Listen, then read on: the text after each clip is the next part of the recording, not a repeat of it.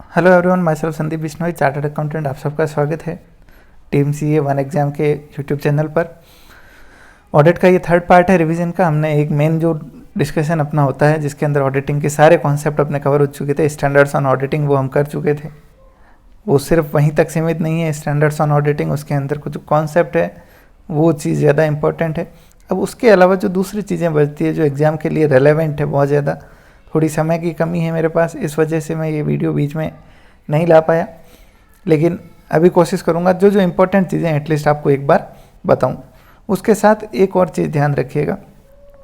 देखिए, एग्ज़ाम का पेपर जो है वो बड़ा इजी आएगा, सिंपल आएगा। अगर आप इस टाइम पे तैयारी कर रहे हो तो आप प्लीज़ मॉक टेस्ट अगर दे रहे हो किसी तरह का तो उसको सिर्फ अपने असेसमेंट पर्पज़ के लिए ही दीजिए।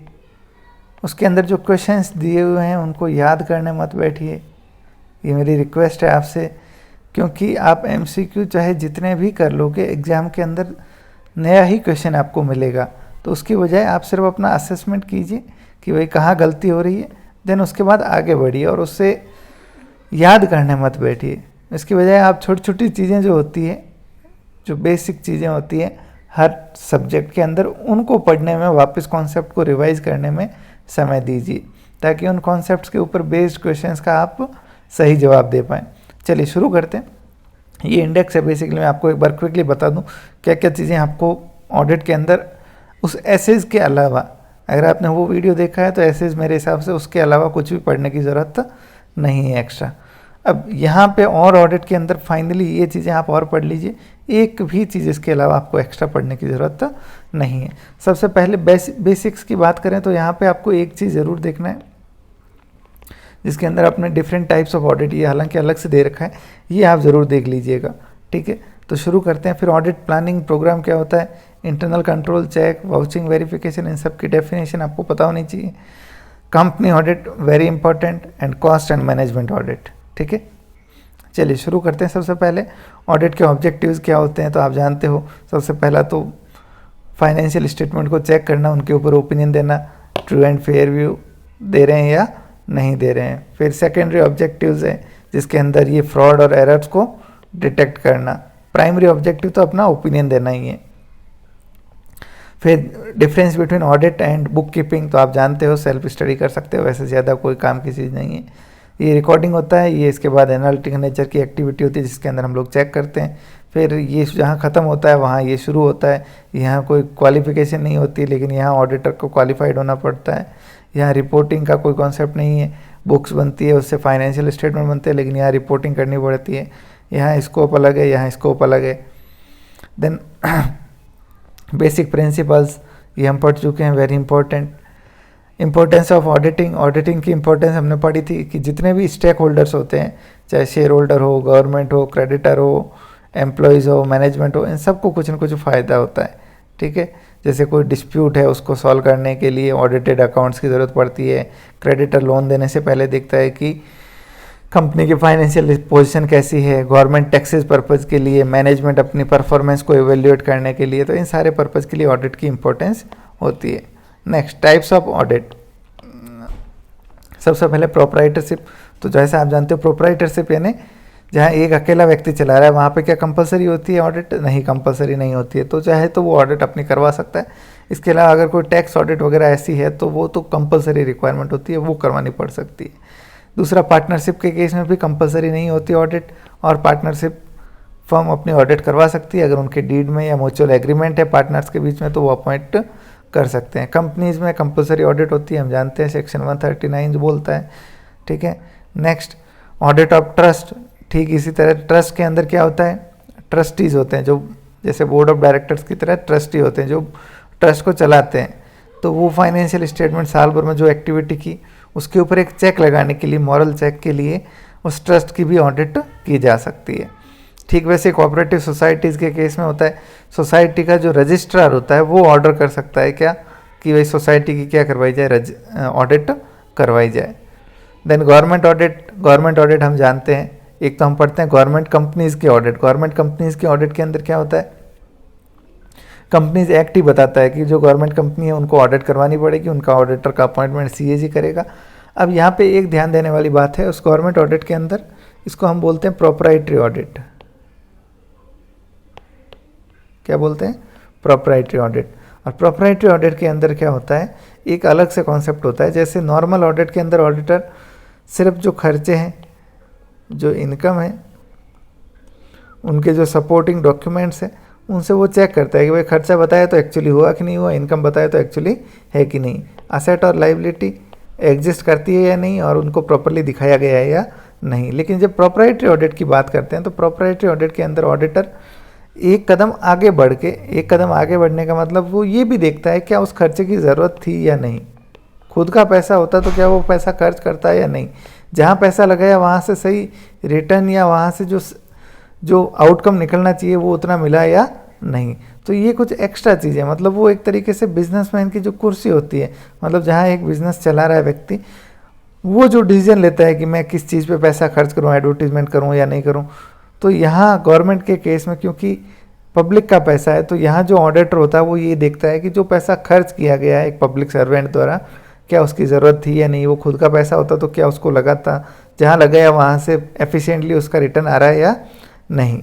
ठीक है, टाइम के बेसिस पे देखें तो इंटरिम ऑडिट 2 साल, ईयर एंड जो है 2 ईयर एंड 31 मार्च 20, 31 मार्च 21, इनके बीच में अगर कोई ऑडिट हो रही है तो उसको इंटरिम ऑडिट बोलते हैं।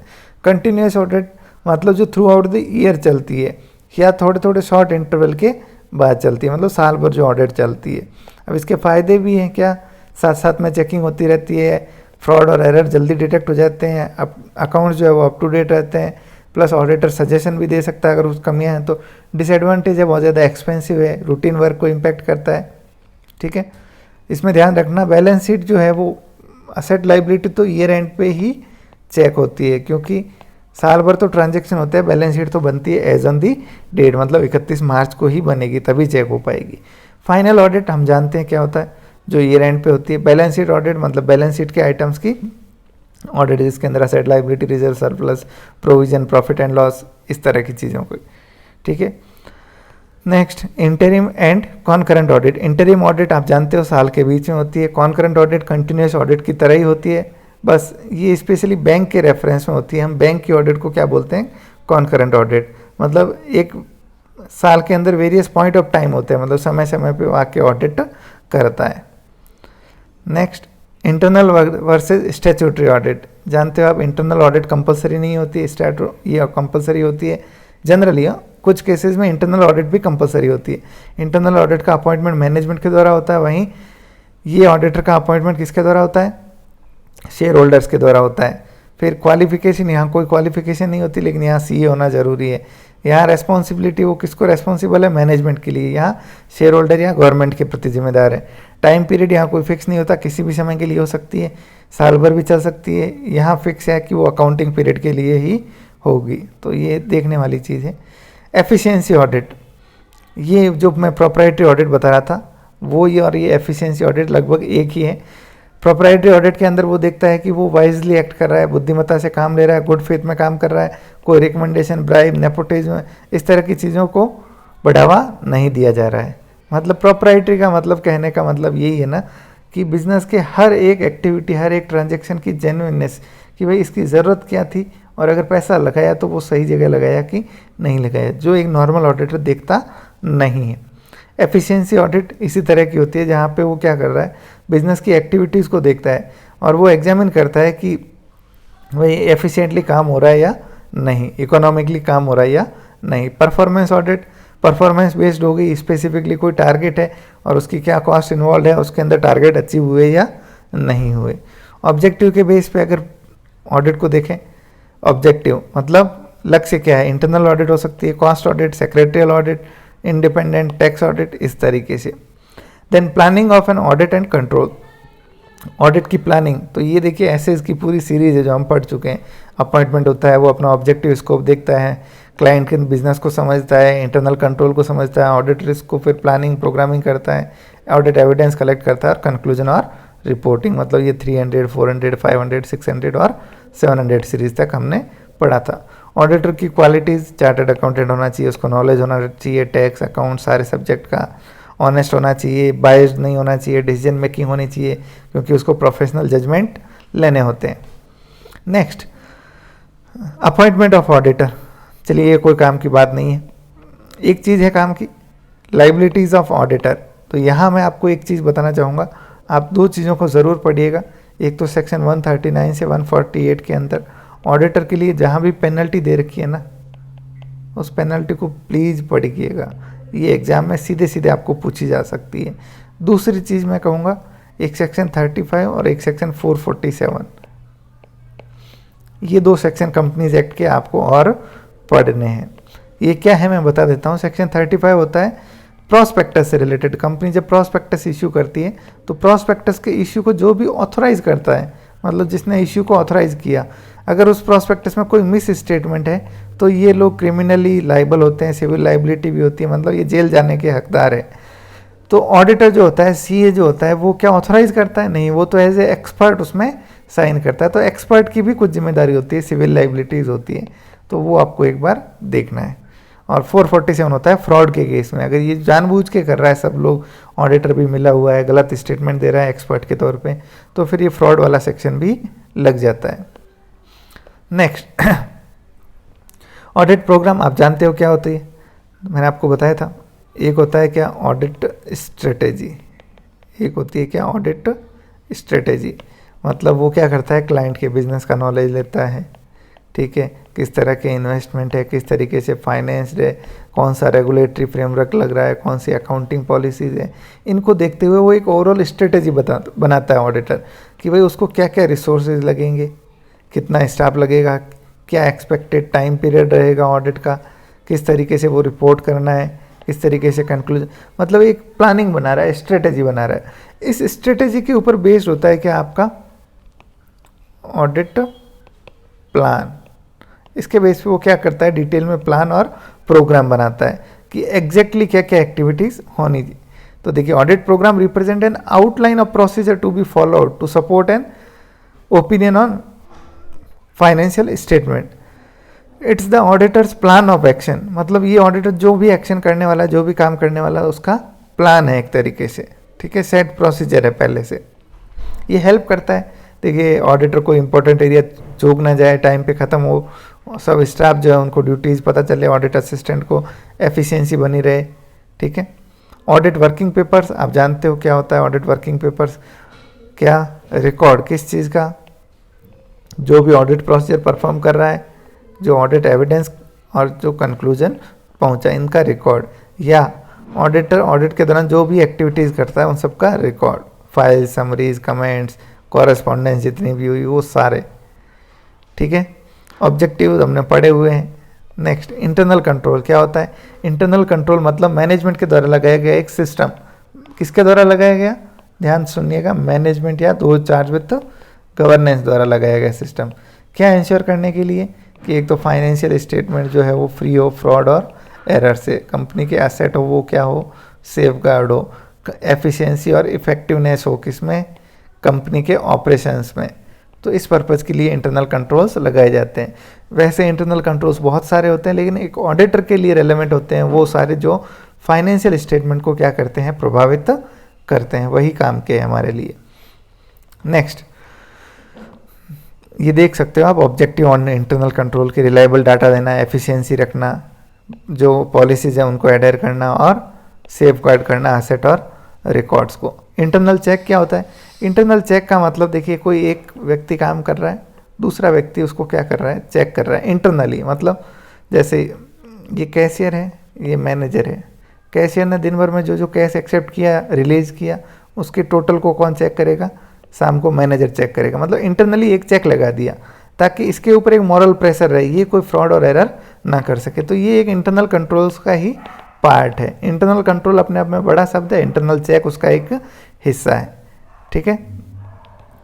नेक्स्ट, चलिए अब आगे बढ़ते हैं। और जो नेक्स्ट इंपॉर्टेंट चीज़ है, वाउचिंग क्या होती है, जानते हो आप वाउचिंग। देखिए, हर जो ट्रांजैक्शन होता है, चाहे इनकम या खर्चा जो भी होता है, उसका एक सपोर्टिंग डॉक्यूमेंट होता है, मतलब एक कागज़ होगा जिससे वो ट्रांजैक्शन जनरेट होता है, शुरू होता है। तो वो उसको बोलते हैं हम वाउचर। क्या बोलते हैं, वाउचर। और उस वाउचर के ज़रिए जो एंट्री या जो ट्रांजैक्शन हुआ है उसको चेक करना। भाई वाउचर है तो उसको प्रॉपरली डेट लगी हुई है, प्रॉपर साइंड है, अमाउंट प्रॉपर है या नहीं, ठीक है, कोई डिस्काउंट दिया तो वो ऑथराइज्ड है या नहीं, इस तरीके से। तो ये क्या कहलाता है, वाउचिंग। ये किसका होता है, इनकम का और एक्सपेंडिचर का, ठीक है, इसको क्या बोलते हैं, वाउचिंग। नेक्स्ट, अब इसी के अंदर आप ये 2-3 पॉइंट देख सकते हैं। ऑब्जेक्टिव क्या होता है कि सारे ट्रांजैक्शन रिकॉर्ड हुए हैं बुक्स ऑफ अकाउंट्स में, उनके सपोर्ट में डॉक्यूमेंट है या नहीं, वो लीगली वैलिड है, प्रॉपर साइंड है, कोई फ्रॉड और एरर तो नहीं है, ठीक है। उनको वेरियस स्टेज पे इंटरनल चेक, मतलब अगर उसके ऊपर विड्रॉल रिसिप्ट के ऊपर मैनेजर का भी साइन होना है तो वो साइन है या नहीं, ठीक है। टोटलिंग पे, कैरी फॉरवर्ड पे प्रॉपरली उसको ध्यान में रखा, गलती तो नहीं की, इस तरीके से। चलिए नेक्स्ट है अपना वेरिफिकेशन। वेरिफिकेशन होता है किसका, असेट और लाइबिलिटीज़ का, असेट्स और लाइबिलिटीज़ का वेरिफिकेशन होता है। कहाँ पे होता है, एट द ईयर एंड पे, ठीक है। इसमें हम क्या देखते हैं, एक तो कंफर्म करते हैं कि ओनरशिप, मतलब जो असेट है वो उसकी ओनरशिप कंपनी के पास ही है या नहीं, उसका वैल्यूएशन प्रॉपर है या नहीं, वो एग्जिस्ट भी करता है या नहीं, ठीक है। इसके अलावा भी आप देख सकते हो उसका प्रॉपर क्लासिफिकेशन हुआ है या नहीं, प्रेजेंटेशन हुआ या नहीं, ये चीज़ें हैं। ये किसके लिए होती है, असेट और लाइबिलिटीज़ के लिए, जिसमें हम लोग वैल्यूएशन देखते हैं कि वैल्यूएशन प्रॉपर है या नहीं। ये वैल्यूएशन के अलग अलग मेथड है, cost method, market, replacement, book value, going concern, residual, आप जानते हो ये सारे। चलिए नेक्स्ट, देखिए ये जितना इंपॉर्टेंट है मैं आपको उतना ही बता रहा हूँ। वेरिफिकेशन वाउचिंग की मैक्सिमम आपसे डेफिनेशन पूछी जा सकती है, उससे ज़्यादा आपसे कुछ भी नहीं पूछा जाएगा, ठीक है। ये एक चीज़ आप ज़रूर देख लीजिएगा, difference between vouching, verification and valuation, very important. 3 star लगाए हुए हैं, आप इसको ज़रूर देखें, है ना, क्लियर हो जाएगी एग्जैक्टली। आप उतना पीछे पढ़ने की ज़रूरत ही नहीं है, आप सीधा इस पेज पे आके 32 पेज पे ये देख लीजिए क्या वाउचिंग, वेरिफिकेशन और वैल्यूएशन में डिफरेंस क्लियर हो जाएगा। नेक्स्ट, अब इसके बाद टैक्स ऑडिट, आप जानते हो 44 AB के अंदर होती है, जो इनकम टैक्स का पार्ट है। इसके अंदर बस आप एक ध्यान रखिएगा, एक तो टैक्स ऑडिट किसके लिए कंपलसरी है, मतलब वो जो लिमिट्स होती है वो, और एक रिपोर्टिंग का फॉर्मेट होता है 3CB 3AB, वो आपको देखना है, मतलब फॉर्मेट का नाम क्या होता है, ये आपके लिए जानना ज़रूरी होता है। उससे ज़्यादा इन डेप्थ आपकी स्टडी काम की नहीं है, कोई ज़रूरत नहीं है, चाहे आप EO की कर रहे हो चाहे दूसरे जूनियर अकाउंटेंट की कर रहे हो।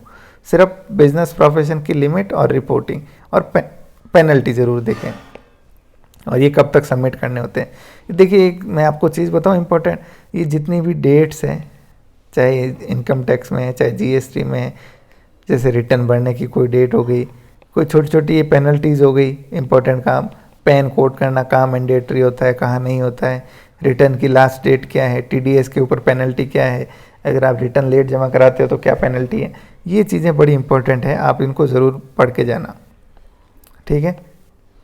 Next, audit in EDP environment, computerise environment में हमने पढ़ा था, क्या होता है देखिए मैं आपको शॉर्ट में बता देता हूँ कंप्यूटराइज एनवायरनमेंट में क्या चीज़ होती है। तो देखिए ऑडिटर के क्या ऑब्जेक्टिव चेंज हो जाते हैं, लक्ष्य बदल जाते हैं ऑडिट में, तो नहीं बदलते, वो तो अभी भी क्या है ओपिनियन देना, सिर्फ उसके ऑडिट करने का तरीका बदल जाता है। तो क्योंकि कंप्यूटराइज नॉर्मल जो ऑडिट होती है उसके अंदर क्या अवेलेबल होती है, एक ऑडिट ट्रेल अवेलेबल होती है। क्या होती है, ऑडिट ट्रेल, मतलब ट्रांजैक्शन जहाँ से शुरू हुआ, मान लो यहाँ से शुरू हुआ, वो प्रोसेस होते होते होते यहाँ जाके फाइनली बैलेंस शीट PNL में कहीं रिफ्लेक्ट हो गया, मतलब ये उसका क्या है आउटकम है।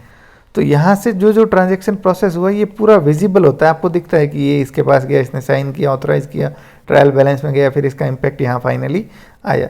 तो ये क्या होती है, ऑडिट ट्रेल होती है, इसके जरिए ऑडिटर चेकिंग करता है। लेकिन जब कंप्यूटर के जरिए हम क्या करते हैं, ट्रांजैक्शंस को प्रोसेस करते हैं, तो उस केस में ये ऑडिट ट्रेल अवेलेबल नहीं होती है।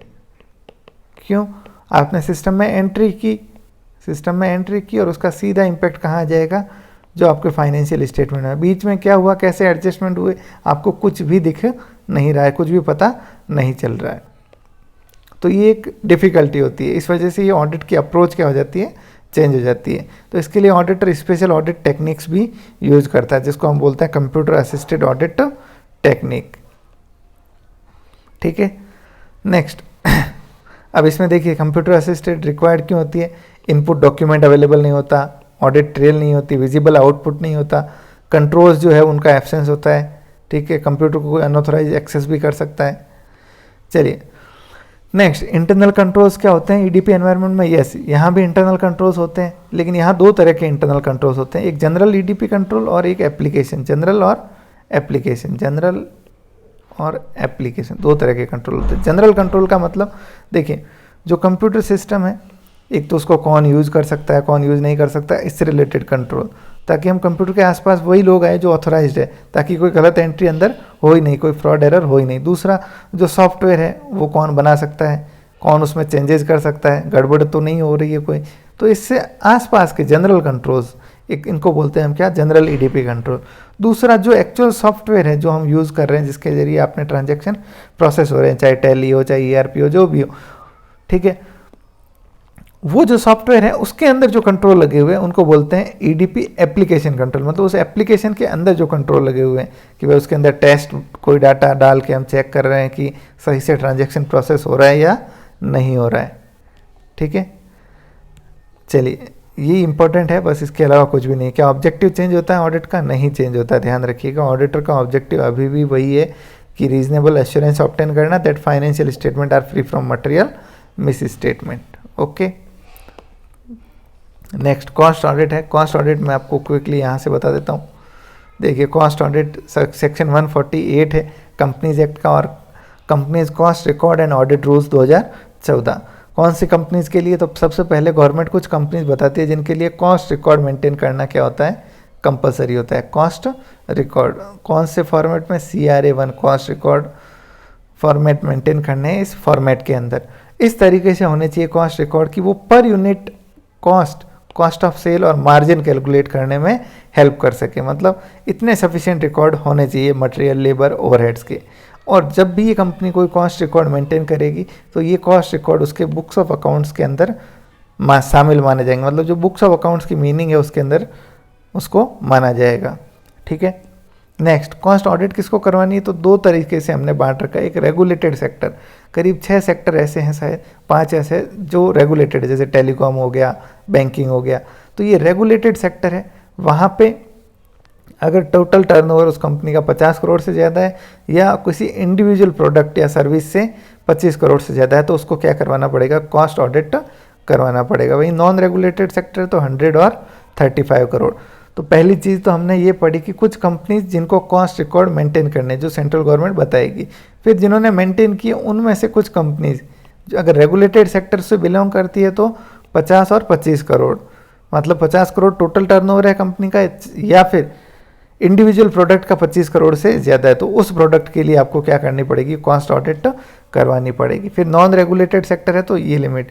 लेकिन ये कुछ कंपनीज एग्जाम्प्ट है, अगर उसका एक्सपोर्ट का टर्नओवर 75% है टोटल टर्नओवर का, भाई उसका जो टोटल टर्नओवर है 100 करोड़, उससे 75 करोड़ तो वो फॉरेन करेंसी में कमा रहा है, तो फिर उसको एग्जाम्पशन दे दी। या फिर कोई SEZ स्पेशल इकोनॉमिक जोन की यूनिट है, या power generation for captive consumption, ठीक है।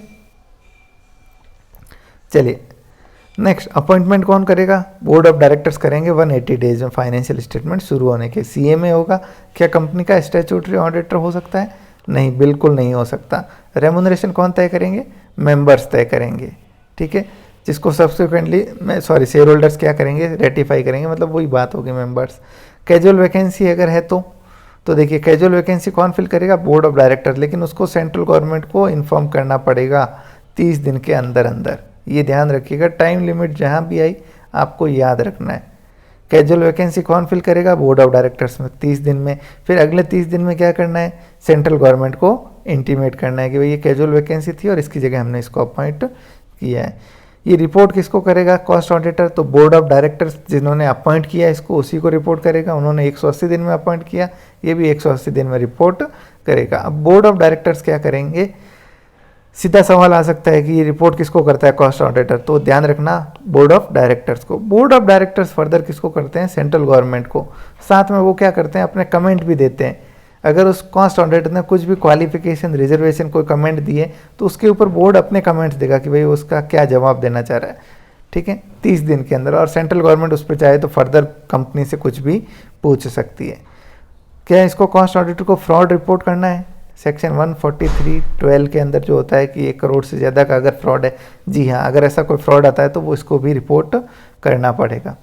दो चीज़ें हैं, एक cost audit standard, cost accounting standard 1 से 22 तक, ये 101 से 104 तक। चाहो तो आप इनके नाम भी देख सकते हो, ठीक है, चारों के, ये चारों के नाम दे रखे हैं। इससे ज़्यादा रिलेवेंट नहीं, आप डिटेल में मत पढ़ने लग जाना इसको।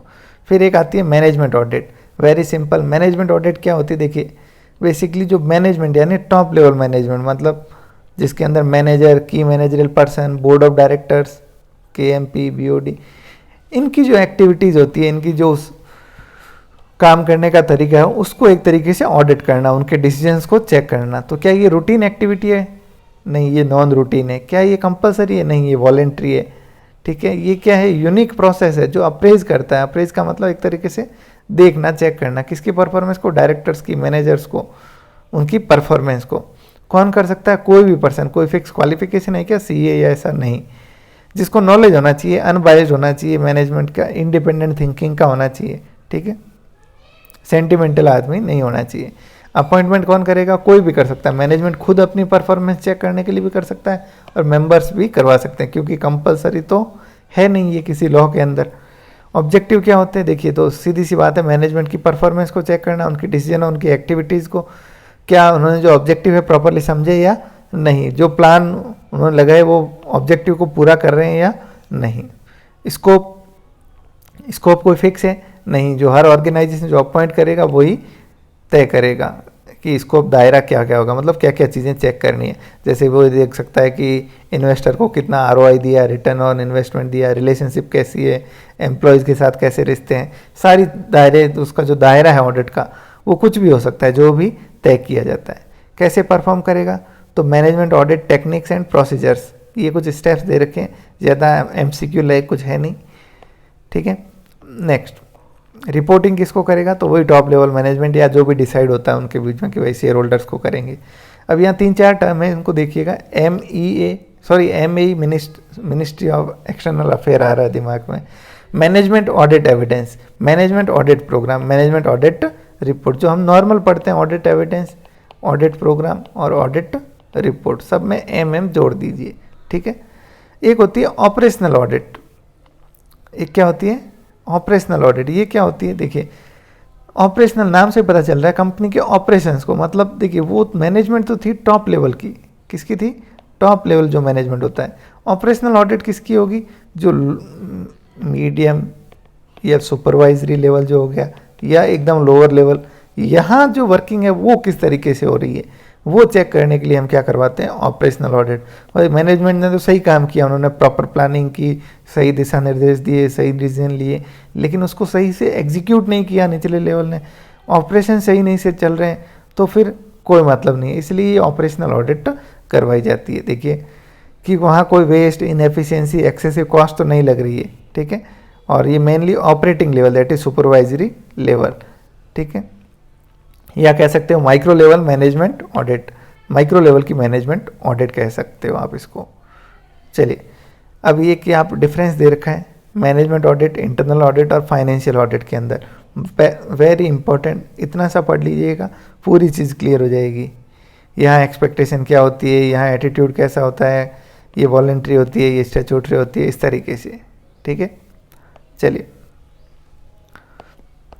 नेक्स्ट, इसके बाद एक चीज़ बचती है क्या? अपना कंपनी ऑडिट, वेरी इंपॉर्टेंट। मैं आपको कंपनी ऑडिट के लिए बता दूं, ये कुछ सेक्शंस है जिनको आपको पढ़ना है। शुरू करते हैं। सबसे पहले क्वालिफिकेशन, कौन बन सकता है बताओ? तो चार्टर्ड अकाउंटेंट होना चाहिए, या फर्म है तो majority partner practising in India होना चाहिए। डिस्क्वालिफिकेशन आपने पढ़ रखे हैं, कोई बॉडी कॉर्पोरेट या कंपनी का कोई ऑफिसर, एम्प्लॉय, या कोई पर्सन जो पार्टनर है या एम्प्लॉयमेंट में है, किसके? कंपनी के किसी ऑफिसर या एम्प्लॉय के, या कोई पर्सन या उसका रिलेटिव या उसका पार्टनर कंपनी में कोई सिक्योरिटी या इंटरेस्ट होल्ड कर रहा है। लेकिन अगर उसका रिलेटिव होल्ड कर रहा है तो उसको 1 लाख की फेस वैल्यू, 1 लाख की फेस वैल्यू तक के शेयर्स होल्ड कर सकता है। और अगर उसने ज़्यादा भी कर दिया तो 60 दिन का टाइम है, उसको सही कर सकता है।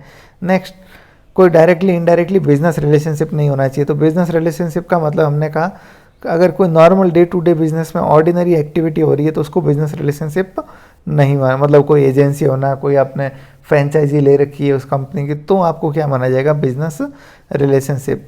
कंपनी है, पर्सन है, उसका रिलेटिव अगर डायरेक्टर है कंपनी में, ठीक है, मतलब छोटी मोटी पोस्ट पे है रिलेटिव, तब तो वो इन्फ्लुएंस नहीं कर सकता, लेकिन बड़ी पोस्ट पे डायरेक्टर या की मैनेजरियल पर्सन, तो उस केस में वो पर्सन जिसका ऑडिटर अपॉइंट नहीं हो सकता, क्योंकि उसका रिलेटिव इतनी इंपॉर्टेंट पोस्ट पे काम कर रहा है, या कोई पर्सन जो कहीं और एम्प्लॉयमेंट में है या 20 से ज़्यादा कंपनीज की ऑडिट ऑलरेडी कर रहा है, तो भी वो अपॉइंट नहीं हो सकता, या कोर्ट के द्वारा दोषी पाया गया फ्रॉड के लिए और 10 साल अभी नहीं हुए, या 144 में दी गई इन सर्विसेज को वो दे रहा है कंपनी को। ये इंपॉर्टेंट है भाई, 144 जो सेक्शन है ना 144, इसको आप ज़रूर पढ़िएगा। सारा रायता फैला हुआ है इधर, कोई बात नहीं, मैं जितना बता रहा हूँ, पहली चीज़ अगेन मैं कह रहा हूँ, मोर देन इनफ है, अभी एग्ज़ाम्स में इससे ज़्यादा कुछ भी नहीं आएगा। अगर कुछ इंपॉर्टेंट चीज़ होगी तो मैं आपको बोल के बताऊँगा कि ये चीज़ आप और देख लीजिएगा। ये सेक्शन 144 है, इसको आप एक बार रीड कीजिएगा। Book keeping services, accounting services, internal audit नहीं कर सकता, फाइनेंशियल इन्फॉर्म मतलब इंटरनल कंट्रोल्स नहीं लगा सकता, actuarial services, investment advisory services, investment banking, outsource financial services, इस तरह की, ठीक है।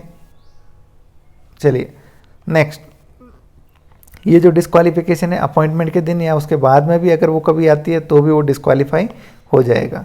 अपॉइंटमेंट ऑफ ऑडिटर आप जानते हो, first auditor, subsequent auditor, first auditor other than government company और गवर्नमेंट कंपनी, इसको आप एक बार रीड कर लीजिएगा अच्छे से। बस एक ही चीज़ ध्यान रखनी है, पहले कौन किसको करेगा। देखिए अगर अदर देन गवर्नमेंट कंपनी है तो पहले बोर्ड करता है, गवर्नमेंट कंपनी में पहले CAG करता है। अगर वो 30 दिन में फेल हो जाता है तो फिर मेंबर्स करेंगे अगले 90 दिन के लिए। ये कब तक होल्ड करता है, जब फर्स्ट EGM नहीं हो जाए आपकी, तब तक के लिए होल्ड करता है, ठीक है।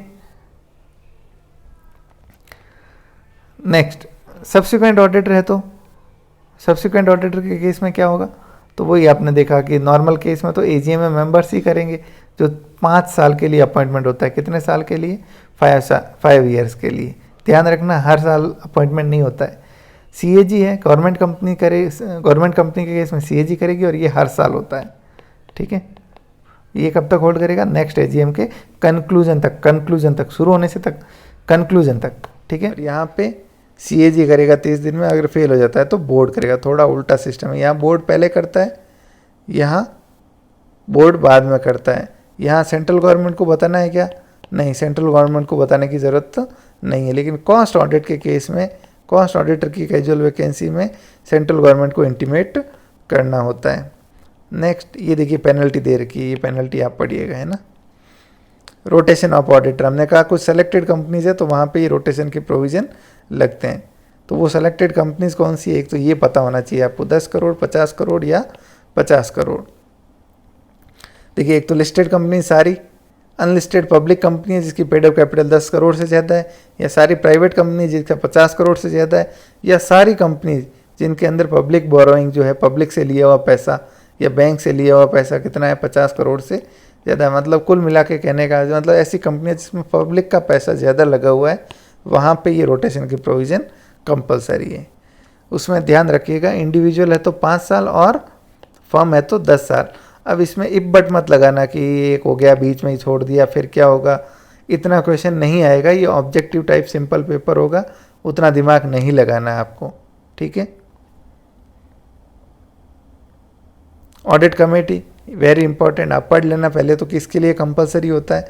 10 करोड़ से ज़्यादा सारी कंपनी जहाँ पेड अप कैपिटल है, फिर आउटस्टैंडिंग बोरोइंग 50 करोड़ से ज़्यादा या टर्नओवर 100 करोड़ से ज़्यादा, उनको ऑडिट कमेटी बनाना ज़रूरी होता है। ऑडिट कमेटी क्या करती है, बेसिकली रिकमेंडेशन देती है ऑडिटर को लेके, किसको, बोर्ड ऑफ डायरेक्टर्स को, या वो एक्सेप्ट करके शेयर होल्डर को आगे भेज देते हैं, या वो चाहे तो शेयर होल्डर वापस रिकन्सिडर करने के लिए भी भेज सकते हैं, ठीक है।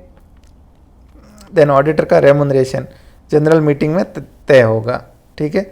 हाउएवर द बोर्ड में फिक्स द फर्स्ट ऑडिटर। अब ये इतनी बात लिखी हुई है, अब आप कैजुअल वैकेंसी में हुआ तो क्या होगा, ये होगा तो, इतना नहीं पढ़ना है। इस एग्ज़ाम के अंदर आपको सिंपल चीज़ पूछी जाएगी, नॉर्मल ऑडिटर है तो शेयर होल्डर तय करेंगे जो अपॉइंट करते हैं, फर्स्ट ऑडिटर है तो उसका बोर्ड ऑफ डायरेक्टर तय करेंगे, ओके। नेक्स्ट, रिमूवल, क्या उसको एक्सपायरी से पहले रिमूव किया जा सकता है, बिल्कुल किया जा सकता है, कोई दिक्कत नहीं है। लेकिन उसके अंदर आपको क्या करना पड़ेगा, जो है वो स्पेशल रेजोल्यूशन और सेंट्रल गवर्नमेंट की अप्रूवल लेनी पड़ेगी। फिर appointment of person other than retiring auditor, तो हमने कहा था वो स्पेशल नोटिस का कॉन्सेप्ट आपको 14 दिन पहले ऑडिटर को बताना पड़ेगा, फिर नोटिस सर्कुलेट करना पड़ेगा, वो प्रोसेस आपको पूरा करना पड़ेगा। सारा प्रोसेस यहाँ दिया हुआ है। देखिए एक स्पेशल नोटिस भेजा जाएगा, फिर नोटिस की रिसिप्ट होने पे रिटायरिंग ऑर्डर। स्पेशल नोटिस का कॉन्सेप्ट क्या होता है, देखिए नॉर्मली जो बोर्ड का शेयर होल्डर की मीटिंग होती है उसका एजेंडा कौन तय करता है, बोर्ड तय करता है। लेकिन ये वो मैकेनिज्म है स्पेशल नोटिस जिसमें कोई शेयर होल्डर्स 1/10 जिनके पास कैपिटल वो चाहे तो इसका एजेंडा तय कर सकता है। उन्होंने कह दिया कि भाई हमें जो रिटायरिंग ऑडिटर उसको रीअपॉइंट नहीं करना, उसकी जगह हम किसी और मिस्टर बी को करना चाहते हैं, तो उनको क्या करना पड़ेगा, मीटिंग से एटलीस्ट क्या करना पड़ेगा, 14 दिन पहले क्या करना पड़ेगा, इनको एक स्पेशल नोटिस देना पड़ेगा। 14 है या 21 है देख लेना आप, लिखा होगा यहीं कहीं। तो वो नोटिस देंगे इतने दिन पहले। फिर क्या करेगा बोर्ड, नोटिस रिसीव होते ही तुरंत इसकी कॉपी किसको भेजेगा, जो कंसर्न ऑडिटर है उसको, प्लस सारे मेंबर्स को सर्कुलेट करेंगे कि भाई आगामी मीटिंग में ये मुद्दा डिस्कस होने वाला है, ठीक है। और अगर वहाँ रेजोल्यूशन पास हो जाता है तो उसको हटा दिया जाएगा, उसकी जगह दूसरे को लगा दिया जाएगा। क्या होगा अगर किसी मीटिंग के अंदर रिटायरिंग ऑडिटर को ना तो रीअपॉइंट किया गया, ध्यान से सुनिए, ना तो रीअपॉइंट हुआ ना किसी नए को अपॉइंट किया, तो क्या होगा, तो रिटायरिंग है वो ऑटोमेटिकली क्या हो जाएगा, रीअपॉइंट हो जाएगा, प्रोवाइडेड वो क्वालिफाइड है, मतलब उसकी टर्म पूरी नहीं हुई है। जैसे रोटेशन का प्रोविज़न लग रहा है उसका 5 या 10 साल पूरा हो चुका है तो उस केस में नहीं, अदरवाइज वो रीअपॉइंट होने के लिए एलिजिबल होगा। राइट्स क्या ऑडिटर के, तो ये राइट्स ध्यान से देखिएगा, बुक्स ऑफ अकाउंट्स को एक्सेस करना, इसके अलावा कोई भी इंफॉर्मेशन और एक्सप्लेनेशन कंपनी के किसी भी ऑफिसर से पूछ सकता है। फिर नोटिस रिसीव करना और अटेंड करना, लेकिन ध्यान रखिएगा वोट करने का और बोलने का अधिकार नहीं है, लेकिन मीटिंग का नोटिस रिसीव करेगा, मीटिंग में अटेंड करेगा। अगर उसको बोलने के लिए बुलाया जाता है तो ही बोलेगा, वोट तो बिल्कुल नहीं कर सकता। फिर उसके ऊपर जो उसने चेक किया उसके ऊपर रिपोर्ट करने का, और ये लियन का राइट होता है। अगर उसकी फ़ीस नहीं मिलती है तो वो सिर्फ उसी पर्पज़ के लिए जो लॉफुली उसके पास डॉक्यूमेंट है, कागज़ है, रिकॉर्ड्स है, उसको वो होल्ड कर सकता है, अनलॉफुली नहीं, मतलब ज़बरदस्ती चुरा के नहीं ला सकता। सेक्शन 143 ऑडिटर की ड्यूटीज़ वेरी इंपॉर्टेंट। कुछ मैटर पे ऑडिटर को कंपलसरी इंक्वायरी करना होता है। सबसे पहली चीज़, लोन एंड एडवांसेस जो दिए क्या उनकी शर्तें prejudicial to the interest of company और मेंबर और कंपनी के हितों के खिलाफ तो नहीं है, मतलब कम लोन पे दे दिया, लॉन्ग टर्म के लिए दे दिया, इस तरीके से। क्या जो सिर्फ बुक एंट्री ट्रांजैक्शन जो सिर्फ बुक एंट्री से रिप्रेजेंटेड है, ऐसे ट्रांजैक्शन जो सिर्फ बुक एंट्री मतलब डेप्रिसिएशन प्रोविज़न इस तरह के, तो वो कंपनी के हितों के खिलाफ नहीं है, ठीक है। अगर कंपनी ने कोई इन्वेस्टमेंट है जो जिस प्राइस पे खरीदे उससे कम पे बेचे हैं तो उस केस में इंक्वायरी करनी है। लेकिन अगर आप इन्वेस्टमेंट कंपनी और बैंकिंग कंपनी जो नॉर्मली खरीदती बेचती रहती है उस केस में ये चीज़ नहीं देखनी। अदरवाइज आपके लिए ये क्वेश्चन होना चाहिए ऑडिटर के लिए कि ऐसे क्या हालात थे जिसमें कंपनी ने शेयर्स को खरीदा और उससे कम में बेचने पड़े। फिर जो लोन और एडवांसेस दिए हैं क्या उनको डिपॉजिट की तरह शो नहीं किया है कहीं। लोन और एडवांसेस को डिपॉजिट मतलब मान लो कंपनी ने किसी ए को लोन दिया, मिस्टर ए को, और कंपनी ने ये दिखा दिया कि मिस्टर ए हमारे सप्लायर हैं, हमने उनके पास डिपॉजिट करवा रखा है, ठीक है। पर्सनल एक्सपेंसेस को रेवेन्यू अकाउंट पीएनएल में चार्ज नहीं किया जाना चाहिए। देन अगर शेयर अलॉट किए तो कैश एक्चुअली रिसीव हुआ या नहीं हुआ। ये 1 2 3 4 5 6 पॉइंट कंपल्सरीली आपको याद होने चाहिए। लोन एडवांस, बुक एंट्री से represented transaction, share sold at less than their purchase, फिर loan advances as deposit, personal expenses और ये शेयर्स। फिर ड्यूटी टू रिपोर्ट सेक्शन 143(2), ये कुछ मैटर है। और पेंडिंग लिटिगेशन, फिर कोई अगर अकाउंटिंग स्टैंडर्ड है, लॉन्ग टर्म कॉन्ट्रैक्ट है, इसके लिए प्रोविज़न है तो वो बनाया कि नहीं बनाया।